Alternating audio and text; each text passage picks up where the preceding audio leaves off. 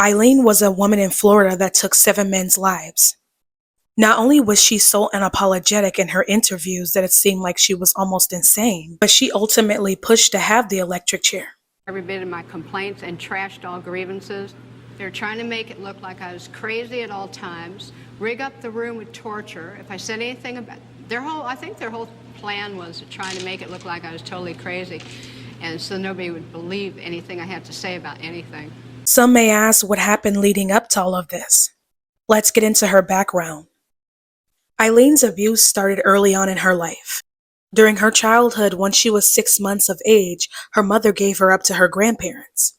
Her grandmother was an alcoholic, and her grandfather would physically beat her with a belt. By the time she was 2 years of age, her father was in prison for kidnapping and essaying a child. He then ultimately took his own life in prison. By the age of 13, she had been essayed and she was pregnant. So by the age of 14, she had dropped out of school. After she dropped out of school, her grandparents kicked her out.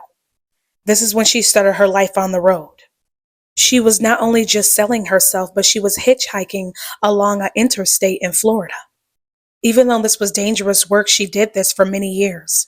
She said the prices would depend on how much the men had, because her top priority was pleasing her customers. But something changed in her once she turned 33. After so many years of trauma and abuse from men, she decided to start evening out the numbers. She would continue doing what she had been doing, sticking her finger out, waiting on someone to stop, offering them services, and then once they get into a secluded area, she fatally shot them and drove off in their vehicle. Within a span of a year, she did this to 7 men. She claimed it was self-defense, but nobody else seemed to buy that excuse but her. She was caught after she went home and told her lover about how she was taking people's lives. Her partner talked about how she allowed her to feel comfortable so that she could give her all of the details of all of the people whose lives she took. It was this testimony that helped the prosecution. When Aileen was seeing how everybody wanted a scoop of her story to spin the narrative, she started pushing for her to get the electric chair. She claims that most of what they're saying is lies and that she never had hate for men.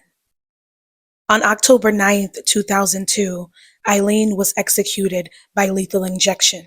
And let me kill the rest of those guys to turn me into a serial killer.